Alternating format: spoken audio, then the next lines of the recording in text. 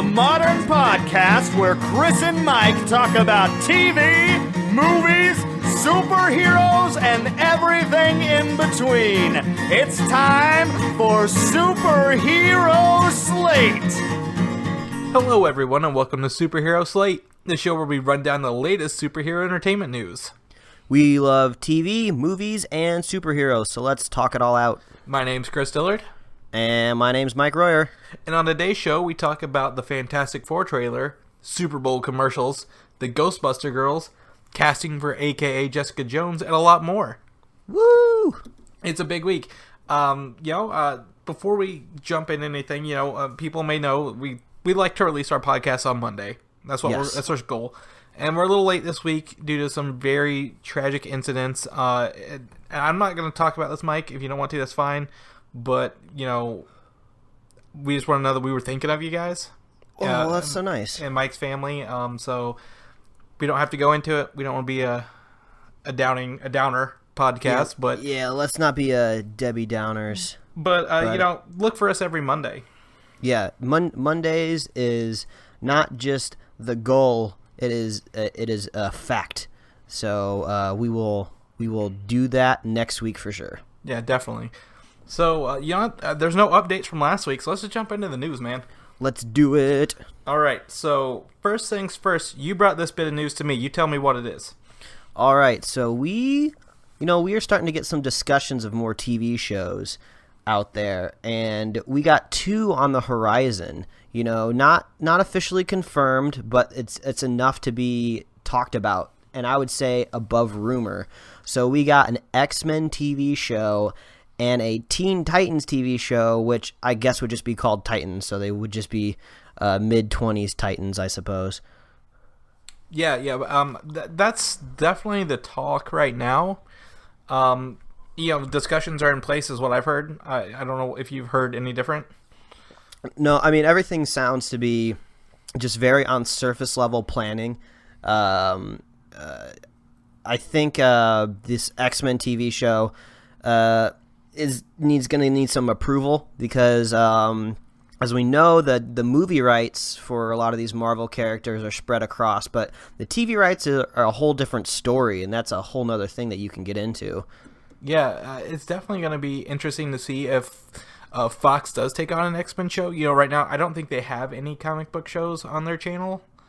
Fox, no. Wait, no, Gotham. Is Gotham on Fox? Gotham might be on Fox. I don't watch Gotham, but that would definitely be interesting if Gotham and X-Men were both on the same channel. Yeah, it's pretty crazy to see how the TV show is just kind of like Wild West right now. We're very structured with where these movies are supposed to be going. We know Fox has the movie rights to X-Men, and they have Fantastic Four, and we know Marvel has their lineup. But the TV shows, they could just be kind of anywhere. This so-called Titan show is supposed to be on TNT, which I don't even know what's on TNT. I can't remember the last time I watched TNT. Exactly. And which is extra hard to figure out, especially when you don't have cable. So, I mean, this could be good for TNT. Maybe I'll have to start figuring out what's on there. So, I think it's pretty cool. But I believe you were telling me earlier this X-Men TV show is going to need the sign-off from Marvel before it becomes a TV show. Yeah. I mean, like you said, Fox may have the movie rights, but television rights kind of fall under something different. And you can kind of tell with Spider-Man, right? Spider-Man's owned by Sony for the movies, but Marvel and Disney own Spider-Man television rights, with Ultimate Spider-Man cartoon show. Yeah, exactly. But it really brings up two questions I want to ask you. Yeah. First up, do we have too many superhero TV shows as it is? I don't know. It's kind of hard to say because I still don't think we've reached a level of just like supreme superhero TV show. I mean, I've said before, I really enjoy Arrow and I really enjoy The Flash, but they're still not quite there yet. I think when you're watching a TV show, you can give a lot of concessions, to special effects and stuff like that. But I still don't think we've quite reached the top yet. So I think I will welcome any new TV shows because I I want to see like the True Detective or like the Game of Thrones of superhero TV shows. You know, whether it'll happen, I don't know. But right now, the ceiling has not been reached. Okay, so, I was more worried with like oversaturation. I mean, right now we have Agent Carter, which is tonight, by the way. I'm really excited, and Agents of S.H.I.E.L.D. from Marvel. Great, they stopped it too. But we also have from DC we have Gotham, which is on Fox, by the way. You're right. Yeah. Arrow, Flash. There's a cartoon coming out for Vixen, I think, is a character on those shows. Oh, huh. iZombie. Yeah, that's another DC. Is there anything else I'm missing? There's, all the Netflix series. Constantine. Yeah. And I'm just talking live television before we get into Netflix shows, because I think the Netflix shows are a different beast, because I think those are the Game of Thrones shows you're looking for. Yeah. Because those on the online space aren't restricted by, television audiences. Yeah, that's true. Or commercials, ratings. Well, ratings a little bit, but... But yeah, like, you just have to be a Netflix subscriber to see it, and it's hard to gauge viewers when, every Netflix subscriber has access to it. Yeah, I mean, oversaturation, I think, is something that we're only going to notice in hindsight. We could have 20 superhero TV shows, and no one's going to say it's oversaturated until just a big old stinker comes out, and we're just like, okay, it's oversaturated now. So I think it's going to be something really hard to predict. Okay, and then that brings me to my second question. With all these shows, Marvel is still continuing their shared universe. Yeah. The Netflix shows, their current television shows all exist together. But we've seen, DC and, Vertigo, because Constantine is Vertigo / DC, take a connected approach. Yeah. So do you think Fox would bring their X-Men into this? Do you think the Titan show will tie in the Batman versus Superman, or do you think it'll tie into Arrow? Oh, and we also have Supergirl coming out. Oh, yeah, that's right. We talked about that last week. Yeah, I mean, I think it's really, really strange, because Marvel has always been about this unity of their characters, at least over at Marvel Studios, and there's been kind of a feeling of, eventually maybe the X-Men or Fantastic Four, a couple years down the line will roll back over to Marvel Studios, who knows. But DC's just had this really kind of more of a sporadic universe. But they've said before that they don't want to do exactly what Marvel is doing. So if you look at it from like a studio point of view of just like making money, maybe DC thinks that like, oh, we'll have a movie universe and we'll have a TV universe, and as long as we're making money, what's the big deal? So I could see how a Supergirl show could be connected to the movies, but then Flash and Arrow aren't connected to the movies. It doesn't really bother me too much. But I think with Marvel, since they've really, really tried to cultivate a universe, I see it a lot more of an issue. I could definitely see this X-Men TV show maybe not get approved by Marvel. Maybe they, if Marvel's building, their TV universe, maybe they don't want to have to worry about, the X-Men getting in there, and just messing things up, getting a little weird. Because, I mean, if Marvel has the rights to an X-Men TV series, could technically they connect to the movie universe but just never show up in the movies? Who knows? Yeah, I think you bring up some interesting points, and in a few years, DC's going to introduce another Flash, played by a different character. Yeah. Same character Flash, but different actors. And I think that is really where we're going to see if this multiple universe thing pays off for them. A TV and a movie. And it's just, just a point of contention there. I would love to see an X-Men show. They tried this back in the early 2000s, late 90s. Yeah, it did not go well. It didn't. And it's hopefully they can, like you said, bring another level to it on there. And, even if it is Fox who owns it, Fox Studios, maybe somebody else makes it. Maybe it's a Hulu exclusive or an Amazon exclusive. Yeah, who knows? I mean, I think we all just kind of win, because it just seems like every studio out there, whether it's a movie studio or a TV studio, they need superheroes somewhere up on their board. Like, they want to get it however they can. So I just hopefully, since, these comic book companies control these characters, so that I think will eventually stop the oversaturation. If these characters were just not tied to other individual properties, it might be a lot easier for them. But now at least we have, big DC and big Marvel can just kind of be like, we don't want an X-Men TV show right now, maybe in 2 or 3 years, just not right now. Yeah. So, if more information comes out about this, we'll keep it updated, but, let's keep an open mind. I agree with you. Let's keep an open mind to this. Yeah, but I think this will be awesome. I want to talk more about this Titans TV show, but I want to wait until we get a little bit more info. Yeah. As soon as it comes out, we'll spread the word. Yeah. So what do we got next here? Civil War. Some big Captain America Civil War news. Yes, and that is the movie, not any sort of a comic. Right. Coming yes. out. Because I mean, if they're coming out with Secret Wars, who knows if they're going to be redoing Civil War? Who knows? Well, I think they are. There are some things in Secret War that are like what a Civil War happened in another universe kind of deal. But for all intents and purposes, we're going to talk about Captain America Civil War, the 2016 movie. 2016. Yep. Last fall, it was confirmed that Daniel Bruhl was cast in the movie as the villain. Yes. Now, it's been kind of up in the air. Is he going to be a Captain America villain? Because it's Civil War, right? The heroes fight themselves. Mm-hmm. Or is he going to be introduced in there to become a Doctor Strange villain? Yes. Which is another thing. And Bruhl, who some people might know him from Inglourious Bastards as the movie sniper, as you said?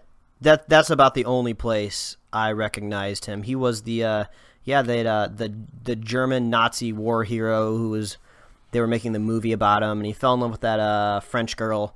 But yeah, this is about the only place I've ever recognized him from. And I've seen him in The Fifth Estate, which also starred Benedict Cumberbatch, who will be playing Doctor Strange. So if he ends up a villain in Doctor Strange, it'd be good to see them play opposite each other again.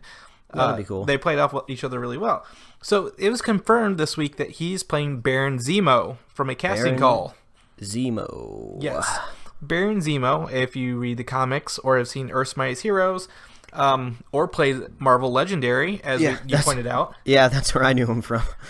He's a purple masked figure. It kind of reminds me of like the Red Hood from Batman, but with purple instead.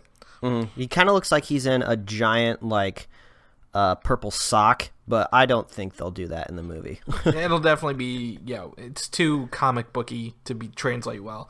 But there are two Baron Zemos. There's a Heinrich Zemo, which was like the elderly figure from World War II. Mm-hmm. And then there's a Helmut Zero, his son. Mm-hmm. And he's the one who antagonizes Captain America now, who I think most recently in the comics killed Captain America's son in the comics. Mm. So he's really been a Captain America villain for a very, very long time. Mm-hmm. And now we know from a casting call he'll be in Civil War in 2016. I think that's cool that we're starting to see, villains, because if you're familiar with the Civil War storyline, the villains are kind of the heroes. They're fighting each other. So hey, we're starting to get a little nod, a little hint that we might see actual villains.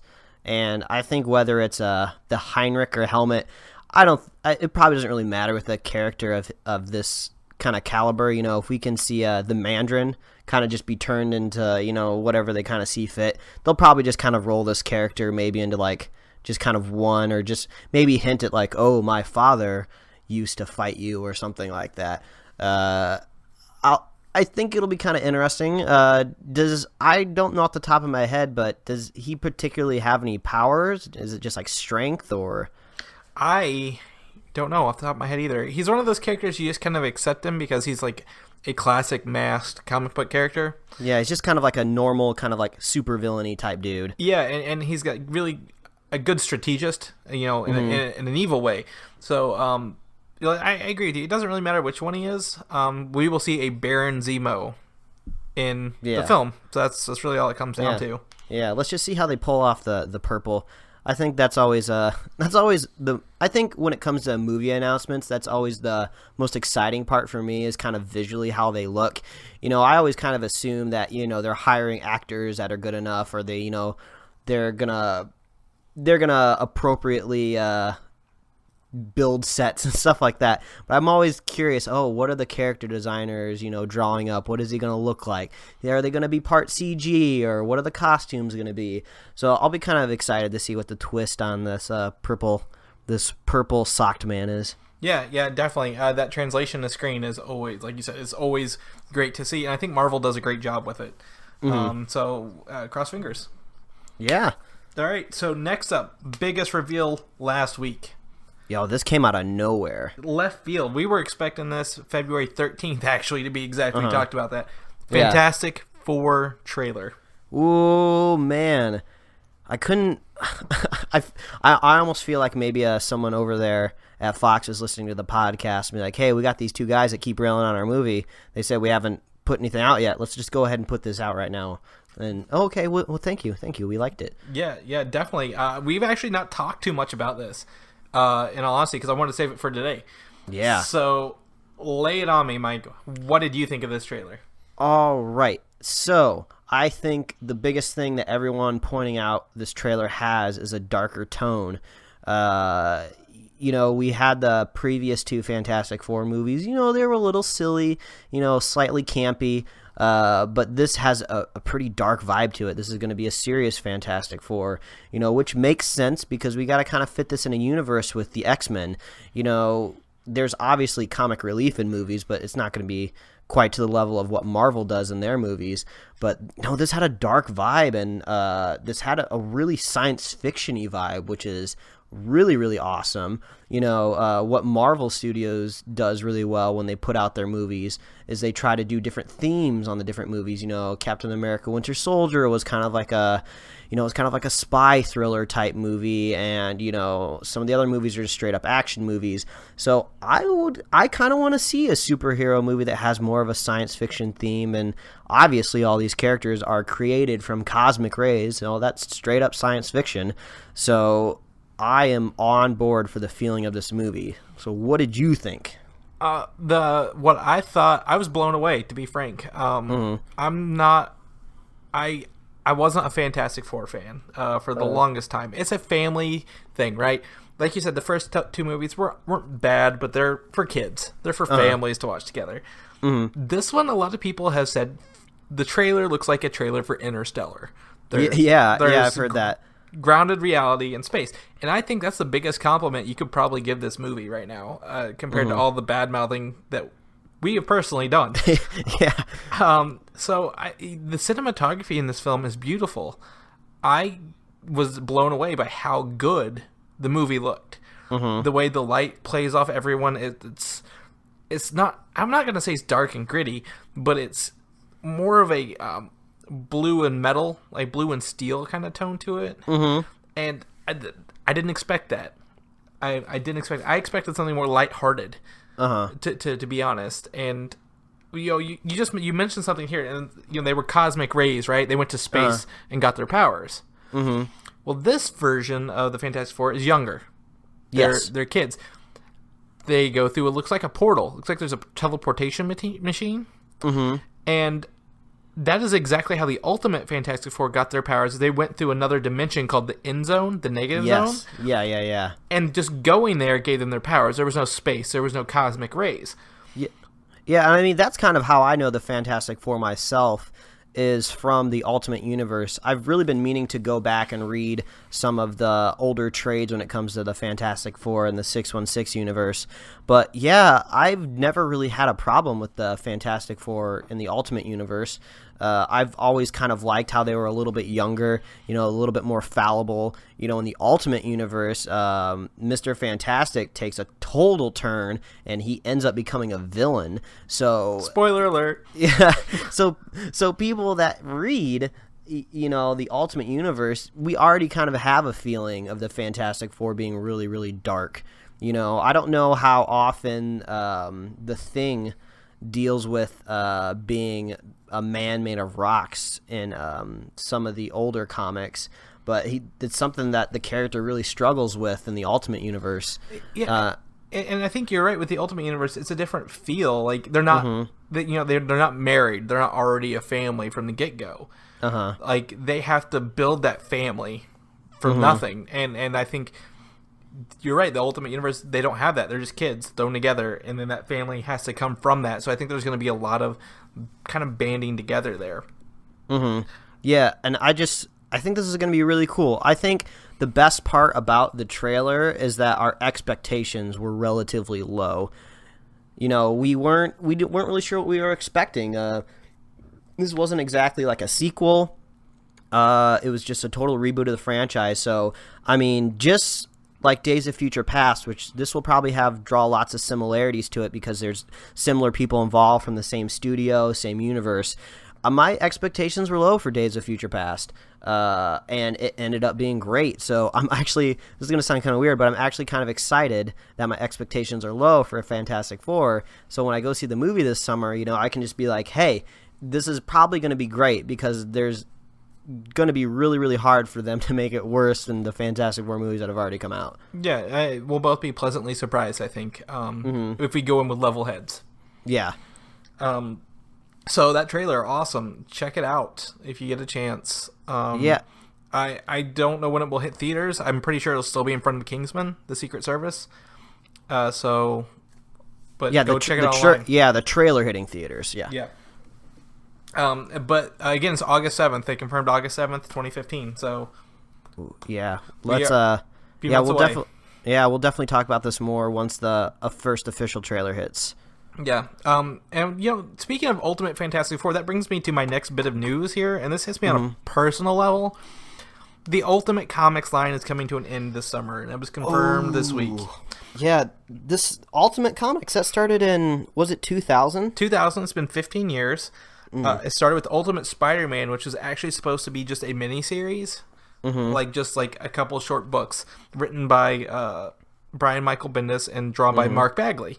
I sit here looking at a signed Mark Bagley poster I have of Ultimate Spider-Man. Yeah. But 15 years is coming to an end in a series called Ultimate End, which it's an appropriate title. It's a 5-series mini-series, 5-issue miniseries, also done by Brian Michael Bendis and Mark Bagley. So I think it's a fitting bookend if this truly is the end, which I believe it is. And it coincides with Secret Wars, where all the Marvel universes kind of are in a fluctuation right now. And I'm sad to see it go, but I'm glad that we will always have the Ultimate Marvel Universe. Yeah, I mean, I think the Ultimate Universe is incredibly responsible for some of the movies that we've seen. You know, these writers and directors have been able to draw from, you know, a universe that was relatively grounded in reality. You know, if you guys out there don't realize, the Ultimate Universe, when a character dies in the Ultimate Universe, they are gone permanently. You know, they've kind of come up with a little bit of creative ways to bring characters back, but not as outlandish as ways that they do in like the normal Marvel Universe. So I think having this kind of a little bit more grounded series end is a little sad, but you know, I think the Secret Wars is just going to find a way to just bring some of the best of the Ultimate Universe back into the main line. Yeah, it'll definitely be sad. I've read every Ultimate comic ever released. Oh, that's a feat. And I'm pretty sure I own 70-something% of them. I keep them track on a spreadsheet. Man, it's kind of sad. So if anyone ever has any Ultimate Marvel questions, you come at this guy. Yeah, you're the man. You're the man to ask. It'll be sad to see it go. It's kind of unfortunate. I haven't kept up with the Marvel Universe in the past couple years.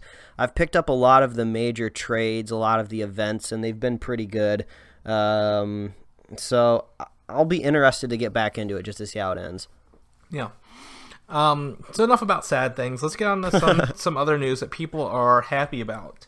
Ghostbusters is getting a makeover.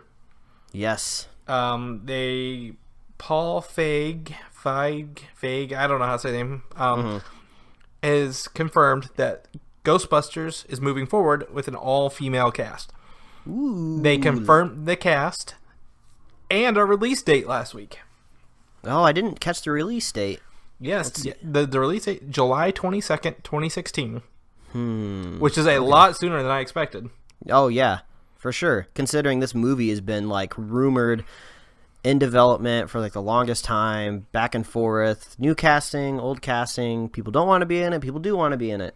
So it's cool to have a date finally. Yeah, and the cast, I'm not a huge Ghostbusters fan. I've seen it. I don't have an issue with it. It's not something close to me like a lot of people are. But here's the cast for you. Melissa McCarthy. People know her like from her recent movies like The Heat and her TV show Mike and Molly. Kristen Wiig, just Wig. Wig from Bridesmaids. Yeah, she's hilarious. I love her. She is funny. I've seen her on Saturday Night Live before she left.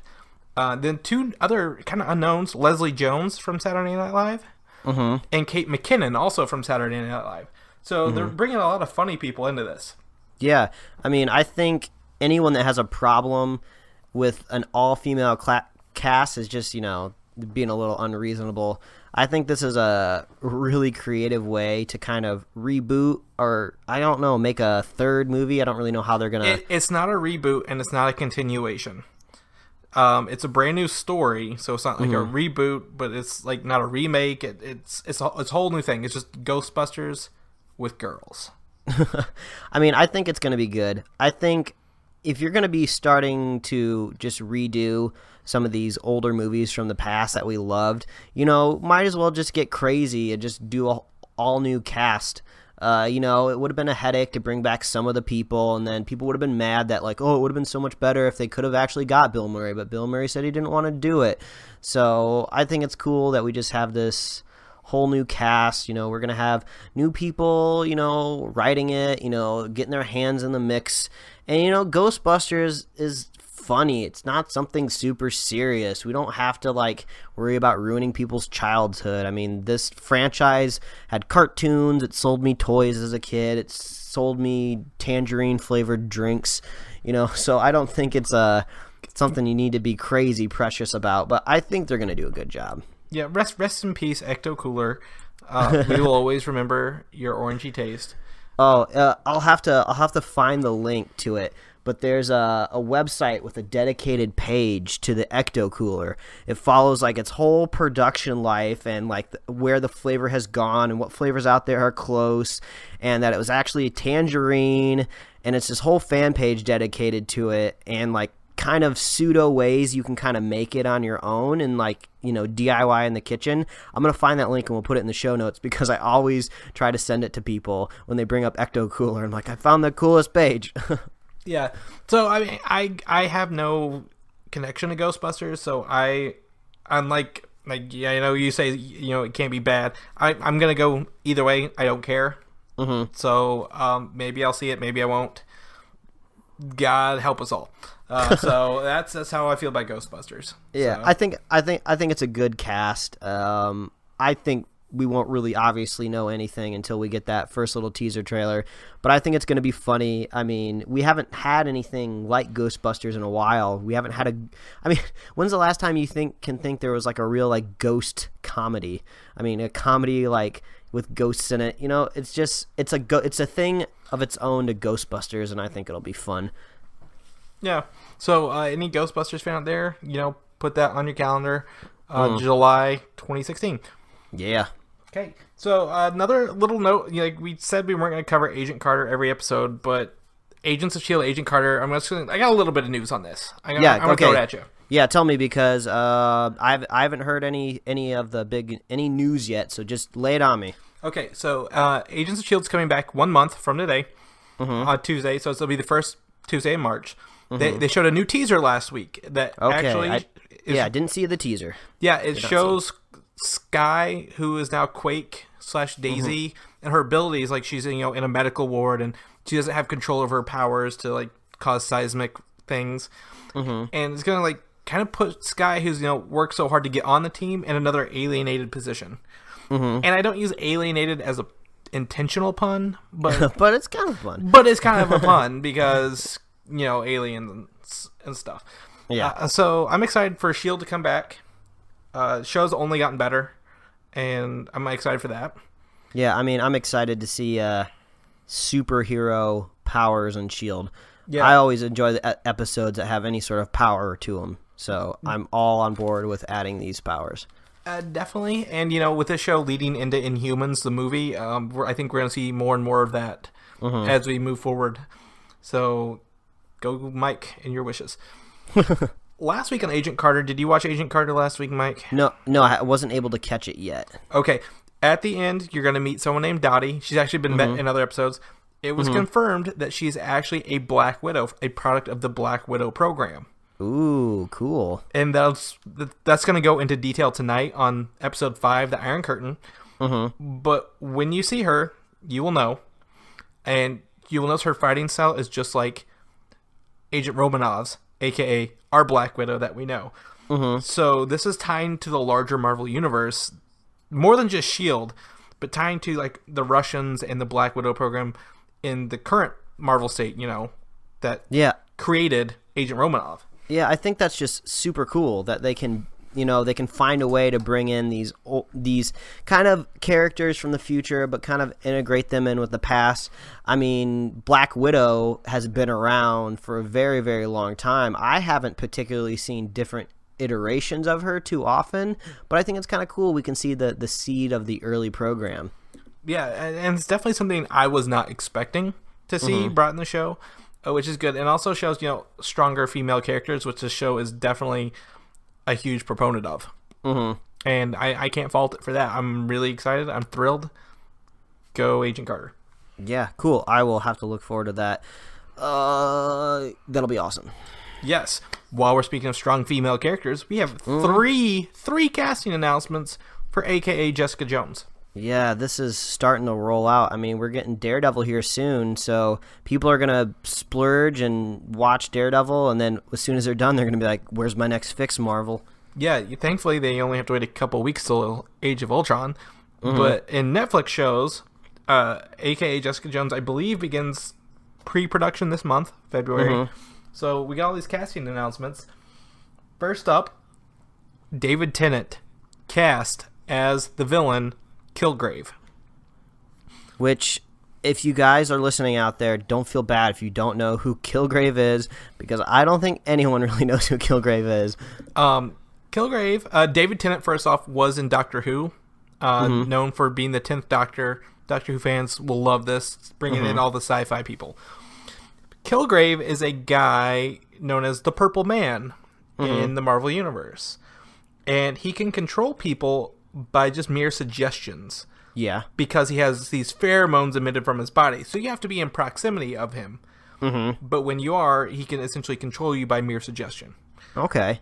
I liken this to kind of like if you've played BioShock 1, at the end, he's like, well, would you kindly? And you find out that that's what gets you to do stuff. Is mere, verbal suggestion. So imagine the Purple Man's kind of verbal suggestion. And in the comic books, he and Jessica Jones kind of have he's a very, very bad person to her and like a villain. And if he has these powers, it's going to be crazy. Yeah, I mean, I honestly had to go look up who this guy was when it was announced, because I'm not too familiar with Jessica Jones and her universe, because usually she just kind of pops up in teams. But when it comes down to the Purple Man, it sounds like they could honestly take this guy very, very, very dark if they wanted to. It sounds like he kind of has a range. Obviously when you can control people, you could do like literally the darkest thing you could probably think about to them. So, I guess we'll kind of see, if Daredevil comes out and it's pretty dark, we might get a pretty dark Purple Man. Yeah, definitely. And, David Tennant, known for being the jolly good, evil fighting dude going evil, is going to be one hell of a take. Which brings me to the next casting announcement, which is the most recent one, actually, is that Carrie-Anne Moss, known as Trinity, yes, in The Matrix, is being cast in an unspecified role. Yes, we don't know anything about her yet, but it doesn't even really matter with her type of weight when it comes to it. People are infatuated and in love with The Matrix, even if they don't like the other two movies or the to be continued in the second one. I think just the fact that she's going to be back in kind of a nerd persona just gets people really excited. Yeah, definitely. Marvel's getting big names into these series, and I I'm excited to see how it goes with Carrie-Anne Moss, and hopefully they'll unveil her character sooner than later. Yeah, I mean, I have no idea who she could possibly be. So yeah. Lastly is an actress named Rachael Taylor. I don't know her. She's been in some stuff, some things. I didn't really look into it too much. But she's playing a friend of Jessica Jones named Trisha Walker.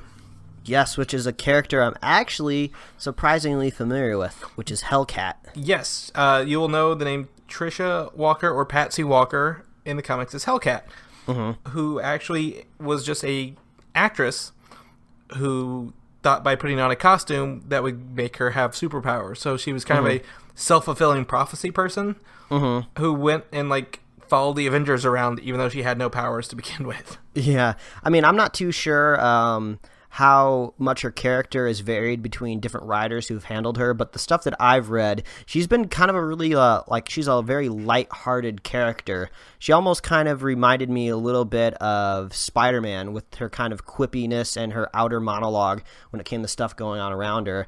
And, you know, she's basically just this, she's like a little brawler, you know, she's going to be scrappy, you know, kind of in line with kind of, you know, Jessica Jones' abilities.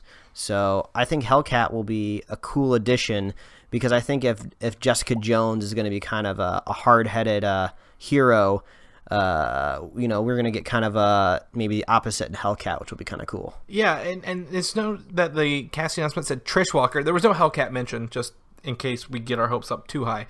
Oh. I know. But it says she's a friend of Jessica Jones, who was a radio host. So we will see some friendship in there, and that's good to know. Screw it. I want Hellcat. Marvel, I'm talking to you right now. If we say it on the show, they go with it. Yeah, you saw what we did to the Fantastic Four. We got our teaser trailer, so I want my Hellcat. That's right. You give him his Hellcat, or he will give you Hellcat. Oh. All right, enough bad jokes. On to the next bit of news. We're going to rush through stuff today. We want to get to our Super Bowl rundown here at the end of the show. 2 new Lego video games were announced this week by actually kind of unsurprising properties. First up is Lego Jurassic Park. Okay. You sound way more excited than me, but I think that's because you play all these Lego games. I do. I played a lot of Lego games. I started with the Star Wars, and I moved into a couple other ones. And Lego Marvel Superheroes was probably one of my favorite games of 2014, 2013, whenever it came out. I have 3 versions of it, an Xbox 360, an Xbox One, and my phone. Oh, I think I have it on PC too, so whatever. I'm a little bit obsessed with it. Yeah, no kidding. So Lego Jurassic Park is coming out. I love Jurassic Park growing up. I still do. We talked about Jurassic World. We're going to talk about Jurassic World. I'm excited to see it. This video game's based on all 4 movies. I want to see what they can do with this. I'm interested to see how they do the Lego dinosaurs and the characters, because there's not a lot of characters in the movies, right? And these Lego games are known for having tons and tons of characters. So I want to see where they go with it. And if I get to play the main character from the first one, I can't even think of his name, Dr. Grant, I'm going to be so happy. Well, heck, if you want more characters, they can just, literally, like they say in the trailer, they cook up a dinosaur. There might be a chance you'll get to be able to play as a dinosaur, man. Oh, my gosh. Don't tempt me. Don't tempt me with such great things. And lastly, there's no information other than this was being announced, no trailers, no gameplay footage. Lastly is Lego Marvel Avengers. Now, you may be saying, Chris, there's already a Lego Marvel game. Yes, but this one's based on the movies. And being a sequel to the other one, I want to see kind of where they take it. It doesn't seem like it's going to be as open world as the other one, just based on the title. Where the other one is you have, New York as your playground. This sounds more like it's going to be linear, and I want to see what they do with it, because I want to play as Ultron and the Vision in the game. So bring on my Lego video games. Jurassic Park is due out in June. Marvel Avengers is due out this fall.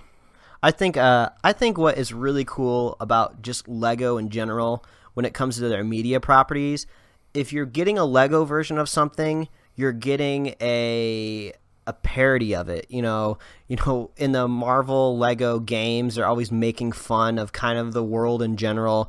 It's always really lighthearted, and when we expect to see that the Lego Batman movie, everything is just a joke about Batman and his life. So I think that's really cool. We're not necessarily getting like just a micro-sized version of an Avengers game. We're getting jokes.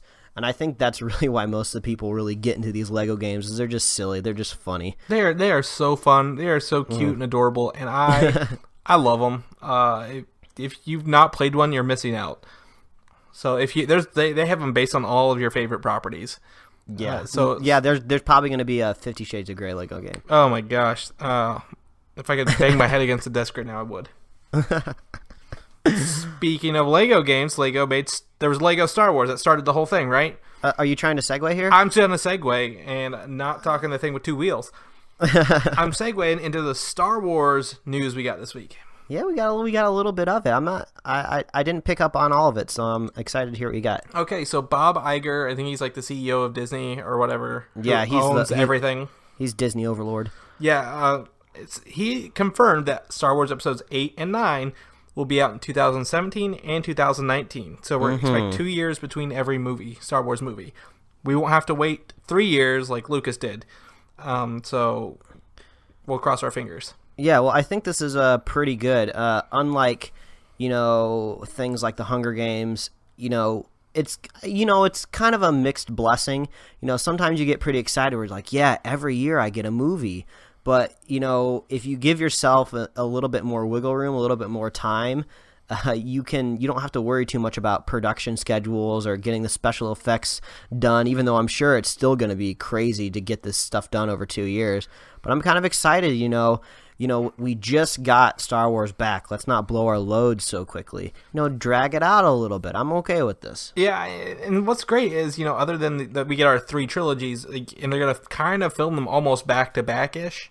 They get to reuse everything over and over again, which is good, that way it's consistent.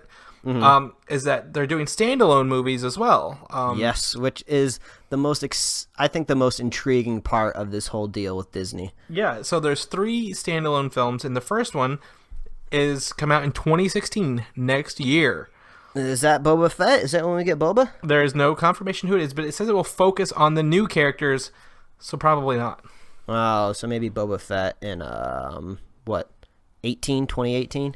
Yeah. If we hope so, I think they want to do them justice if they do that. They've been talking of a young Han Solo, Boba Fett kind of team up thing, going to steal something. Yeah, some sort of heist movie, I believe, is what was talked. Yeah, I could see that being like Guardians of the Galaxy kind of. And that they probably want to wait and get that right. But 2016 is the first one, and I'm pretty sure it's done by Gareth Edwards, who recently did Godzilla. Yeah. A lot of Star Wars coming out one a year, man. Yeah, well, for the next 6 years. Yeah, well, like I said last time we spoke of Star Wars, is we might get pretty excited. Some might say very excited for superhero movies, but nothing will compare to the day when we get to go see Star Wars this December. So I'm super stoked for all of this. I can't wait. I get so excited. I don't blame you. I bought Star Wars Trivial Pursuit last week and played it, and it's fantastic. So were you crushing the competition? I got smoked by somebody else. Oh wow. Some of these questions are hard, but I feel I did good, but some of them are really, really difficult. Well, we're gonna have to brush up on that. We should play that. We should play that on the show just before the movie comes out. That'll be fun. Oh yeah, I got hundreds of cards. So, and this is just original trilogy, so we'll be even better. Okay, cool. So, that's all the news I got. Do you got any news for me, Mike? I think that is the news for this week, and I want to get into the craziness that we got from the Super Bowl, which may not necessarily all be superhero related, but there's enough of it in there where we might as well just talk about it all, because who doesn't love Super Bowl trailers? It was movies on TV, so I think that meets some of our criteria. So we'll go with that. First commercial that came out, Mike, what was the first one you saw? The first one we got, which, first I have to preface, I was at a pretty loud, rowdy Super Bowl party, so all of these trailers I had to go rewatch on YouTube because I could only see them, I couldn't hear them. But when I first saw the Jurassic World trailer, I was just, like, holy crap, this looks beautiful. I can't wait to go watch it so I can listen to it. And holy crap, this looks super fun. Let me preface this with my story. Kickoff's at 6:30 Eastern time, right? So Yes. I run to the restroom at 6:25. I'm like, I'm gonna get it out of my system. Yeah, that seems like enough time to me. I come back, they're airing the commercial before the kickoff. I'm like, who does this to me? So I gotta catch like the last 10 seconds of this. Immediately went online and it was already there, so thankfully I gotta watch it again. So I was kind of in the same way. I didn't get to watch it live, but it's mind-blowing, honestly, what they're doing with this movie. Yeah, I feel like this is what the third film should have been. I think there'll be some haters out there who are going to say that even though this trailer is paying a lot of homage to the first movie, it doesn't really feel like the first movie. You know, the first movie was a little bit more condensed. It was dark. The first one almost felt like more of a dinosaur slasher horror movie, right? Whereas this one feels full on action. But I think it just kind of like what I said with the Ghostbusters. If you're gonna bring back a franchise, do something fresh. You know, don't just try to do exactly what they did. This looks crazy. I think the biggest type of speculation that's going on right now is that Chris Pratt is going to be hunting down dinosaurs with his very own trained dinosaurs. And not just dinosaurs, trained velociraptors. Yeah, that's just freaking crazy. I mean, that type of just stuff wouldn't have worked in the original movie. I mean, really, like, training dinosaurs to hunt down a bigger dinosaur. But, like, no, it's 2015. It's been years since we've had a decent Jurassic Park movie. Let's just get crazy with it. And this is working out for me. Yeah, and I agree with you. It looks like the movie starts off fun, exciting, awe-inspiring, kind of like the first movie did, and it kind of delves itself into a nighttime horror film. Because nothing's more scary than dinosaurs at dark. Yeah. To be frank. And if you notice, this trailer versus the original trailer, the CGI has gotten better on the dinosaurs. Yeah, I saw some back-to-back screenshots, and they've added more in. Improving it. Yeah, which is awesome. So not only, the first trailer and this trailer, we may see something even different by the time the movie comes out. So I think this is a prime example of where they're still working on the movie, and what we get may not be the final product, but that's okay because it's doing its job. It's hyping me.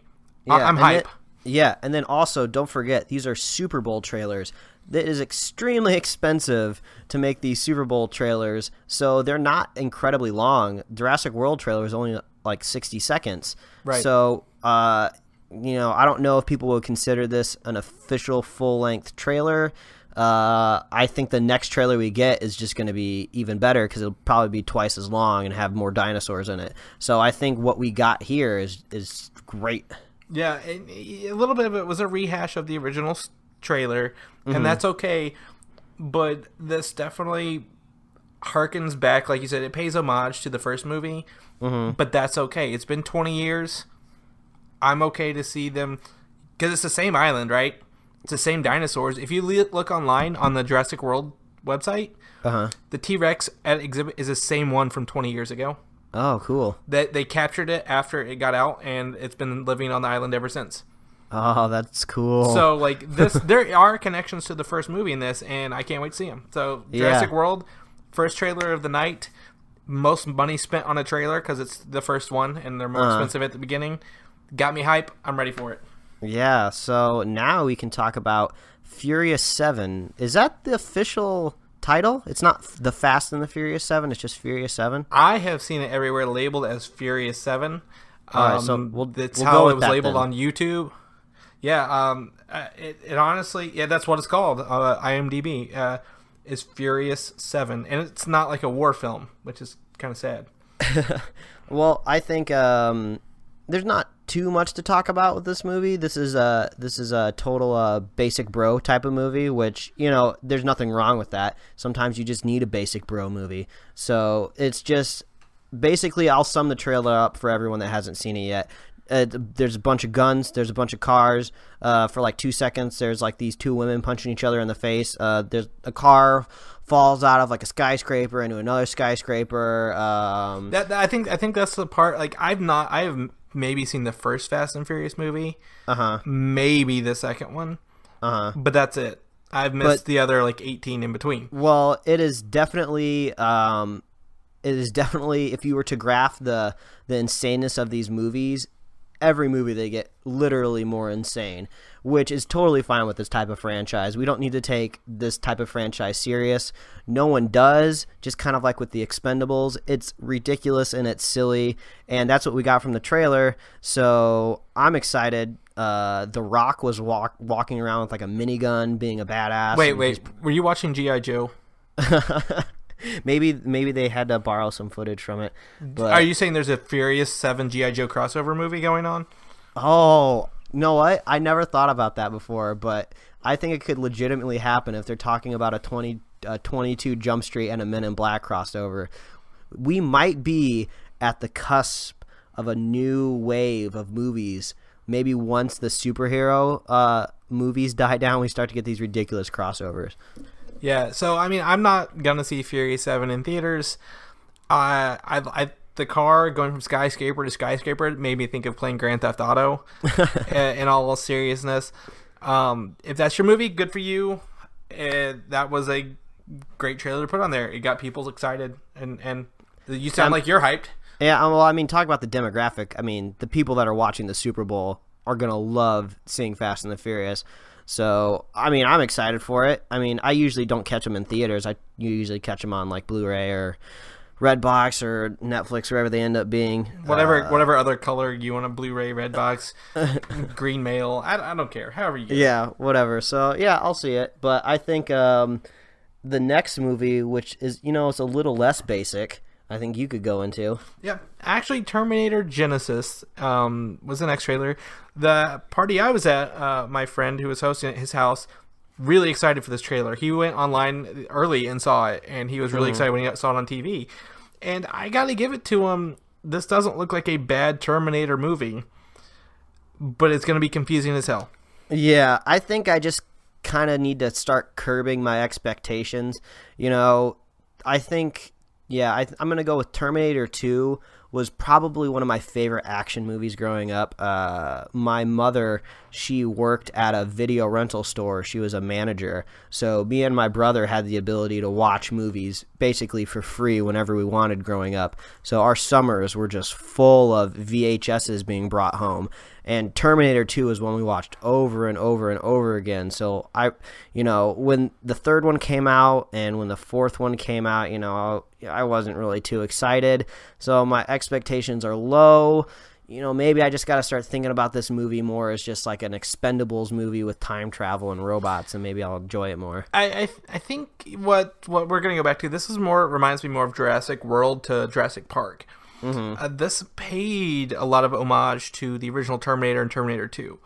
Mm-hmm. If you look at it, you see younger Arnold. That's a CGI version or / old footage from Terminator 1 reused for this, where that original T-800 battles an older T-800 sent back in time to kill him, which is going to totally mess up this time stream they've established. But, Terminator's always been about time travel and preventing the, takeover of Skynet. But you also notice there's a liquid Terminator from Terminator 2. And he kind of looks like the guy who was in there. Was it Robert Patrick? I believe it was. Yeah, maybe. Robert Patrick played the original T-1000. And that was scary. And I think this guy looks like Robert Patrick, is a police officer, has the mental ability. I think we're going to see a lot of similarities, like not reuse scenes, but a lot of alternate versions of Terminator 1 and Terminator 2 in this movie. And as someone told me, they can't watch this trailer without seeing, the mother of dragons, shooting robots.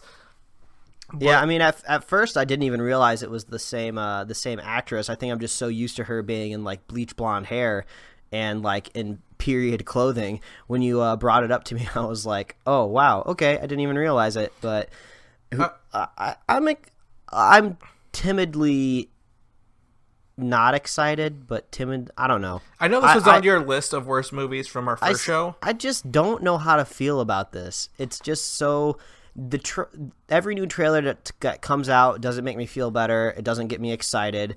Doesn't make me want to kill myself. But I mean, I think this is a movie you got to sit down and unplug. Yeah, that's gonna have to be it. Yeah, I'm gonna go probably see this one in theater with my friend who was at the Super Bowl party. I'm gonna sit down. I'm gonna unplug, eat some popcorn, drink my cherry Coke, and at the end of the day, like, it's not gonna ruin the other good Terminators, but I think it'll just have something for eye candy. It'll be an eye candy movie. Yeah, we're getting to a point where if this movie's bad, we'll be able to say the majority of Terminator movies are bad. Yeah, a lot hinges on this, then, huh? Yeah. So it brings me to my next movie. This was actually the second trailer I saw. You seem to know a little bit more about it than I do. You lay it on them. Yeah. Well, so Tomorrowland seems to be something that Disney's trying to do again, like with Pirates of the Caribbean. Pirates of the Caribbean was a ride that was turned into a movie. And I'm not 100% sure if Tomorrowland is indeed a ride or if it's a ride and a section of Disney World, but we're basically getting a movie about it. It seems to be based on some sort of alternate futuristic dimension, possibly, with this kind of, it seems more like a fish out of water story with this woman who finds some sort of pin that transforms her, takes her to a different place. I have no idea what's going on. I'm just going to admit, I have zero idea what's going on. Hugh Laurie pops up in there for a couple seconds. I didn't know he was going to be in the movie. So House and George Clooney are going to be in a movie together, so that's going to be weird. There's like flying cars. There's like a big old rocket ship. I'm really confused, but the confusion gets me excited. So I'm looking forward to it.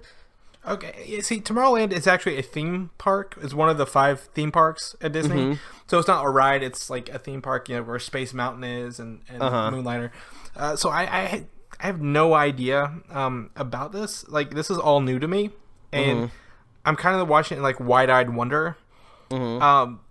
Because like as soon as that girl touched that pin and the background changes instantly, and she let it go and it changed back, I was intrigued. It captured me. Yeah, it's really fascinating, and there's things in the trailer that I think we're just gonna have to like pick apart and like put under a microscope, because there's honestly not much that we can draw from. George Clooney has a little bit of a narration type of a dialogue where he says something along the lines of like, what if anything you could dream of was possible, and then he's like, let's go there, and then they cut to this rocket ship.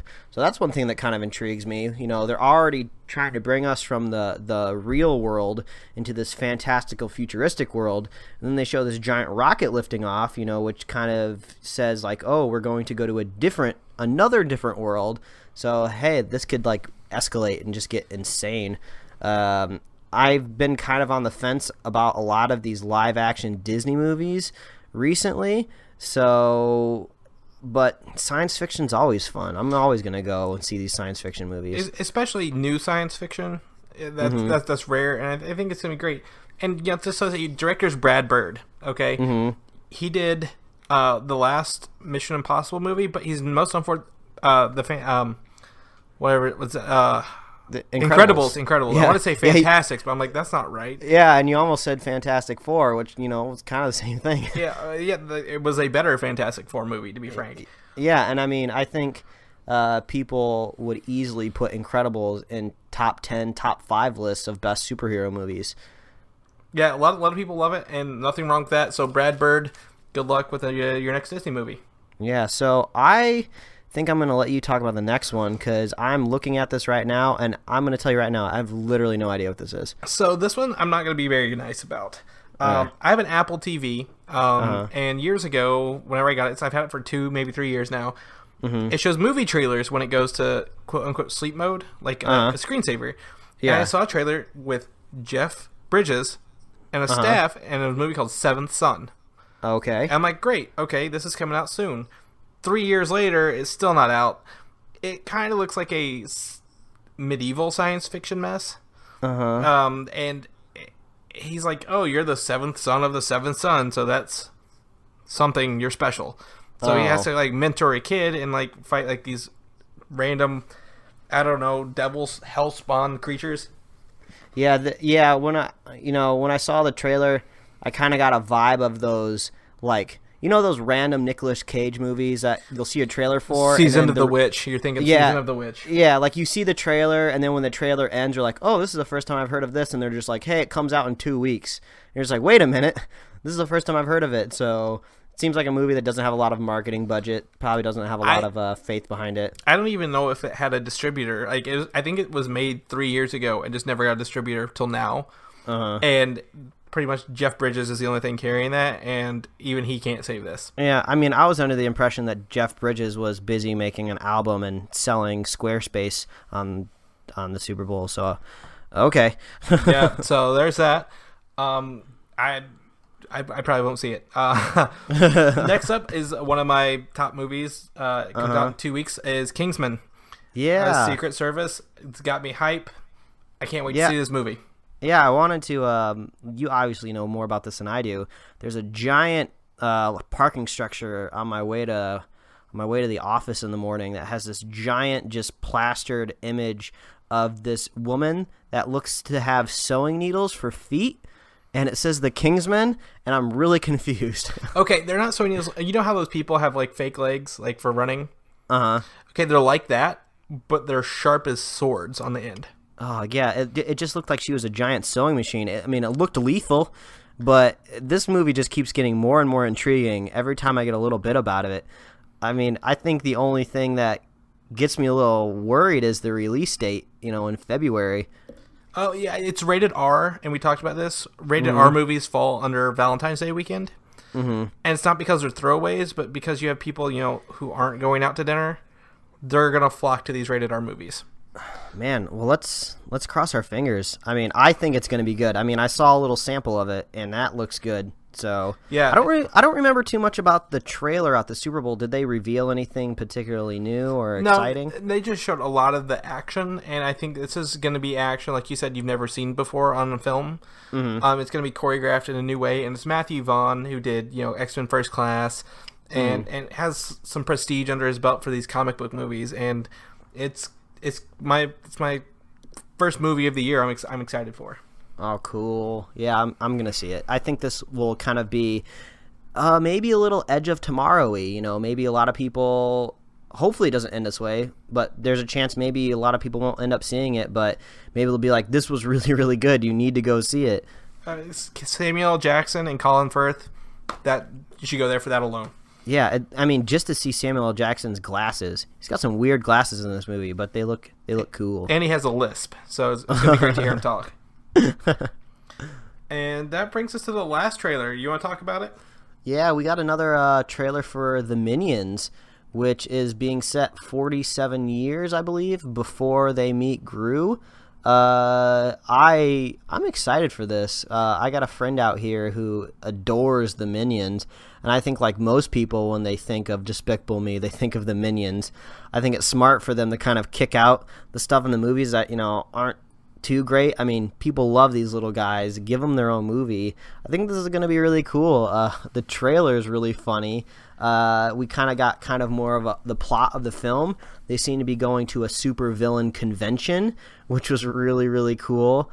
I'm loving the aesthetics of the 1960s, I believe, what it is. And just how they're building these old worlds up. They showed some of this villain trade show, and you got these old-looking booths and stuff. These little minions are super cute, and they're hilarious. I'm on board. So I think we saw different trailers, because the one I saw was them at a football game or somewhere, and they're all cheering, and then they dump stuff on each other. Oh, yeah, I remember seeing that. It was like a little teaser. But then I went on YouTube today to catch up with the trailers, and I saw that there was a new Minions trailer. So maybe they just didn't want to pay for two spots, because because if I think about it now, the one I watched was actually a full trailer. So they probably just that trailer just obviously probably took you to their website, and then you got the big one. Yeah, like that one didn't get me excited, but I remember seeing some of their older ones, like where they're showing like Minions through the ages. Like, the Stone Age Minions, like the medieval Minions. And those were genius. Like, to take someone who, like, these characters can't talk English. Yeah. And just use body language and, I don't know, like they're inferring things. A very big lesson on inferring. I get this. My girlfriend's a 5th grade teacher, so like those kids are gonna love it. And the Minions, they're funny, they're cute. I haven't seen the second Despicable Me, but you don't really need to, honestly. I mean, the Minions are the best part easily of all these movies, and the slapstick comedy is just stupid and it's funny. You get just dumb things like farts and burps and stuff, and you laugh and have a good time. And I think this is easily going to be the best thing that Illumination Entertainment or Illuminati something? I don't know. It's Illuminate Entertainment or something like that. The studio that makes these movies. This will be the best thing that they've ever put out for sure. Okay, yeah, I mean, I don't know if I'll see it, but yeah, it's Illumination Entertainment. But okay, we'll keep you updated, I guess. Since that falls under super villains, which kind of is superheroes. Mm-hmm. We'll see how they go. So, but that's it for movie trailers for me. Did I forget anything?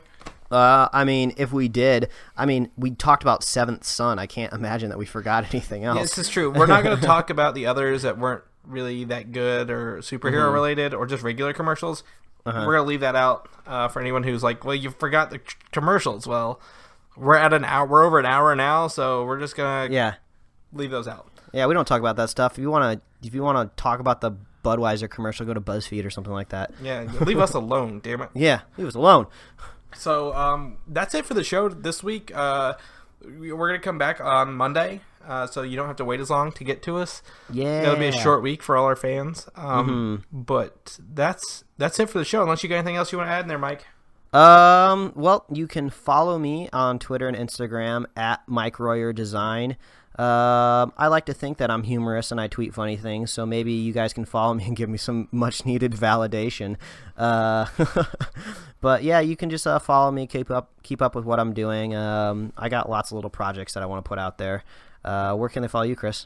You can find me at Valdan on Twitter or read my stuff on ComicUI.com and NerdTraffic.com and whatever. If there's something else, I usually put it on my Twitter if you need to read it. I'm not much of a Twitter person or Instagram person like Mike is, so follow Mike first, me second. I'm not nearly as funny. You'll get addicted to it once you start getting that itch under your skin. Once I start having people, listen to me, maybe, but we'll see. No, I'm kidding. So yeah, you can follow us there. And as usual, go to superherohype.com. No. Oh, damn it. Superhero Slate. I make that mistake all the time when I'm typing it out and stuff like that, because it's in my little browser history and stuff like that. It's not Superhero Hype. Superhero Hype sucks. I hate that website, to be frank. Like, they are, like, if you go there for news, they're like 4 days behind. Man, we need we might have to do a little rant coming up, a little rant segment. What steams your broccoli? My broccoli is very steamed by them. Yeah. But now superheroslate.com, we post on iTunes, we post on YouTube. You can subscribe via RSS feeds. What else, Mike? Just go to the website. We got everything there. All of our links. I'm going to try to get that Hi-C Ecto Cooler link for you so you can put up there, because that's what the people need to know. People need to know where they can possibly get more Ecto Cooler. That is true. Ecto Cooler. So, I got 7 minutes till Agent Carter, so I'm going to get out of here. All right, do it. Go get it. All right. See you later. All right, bye.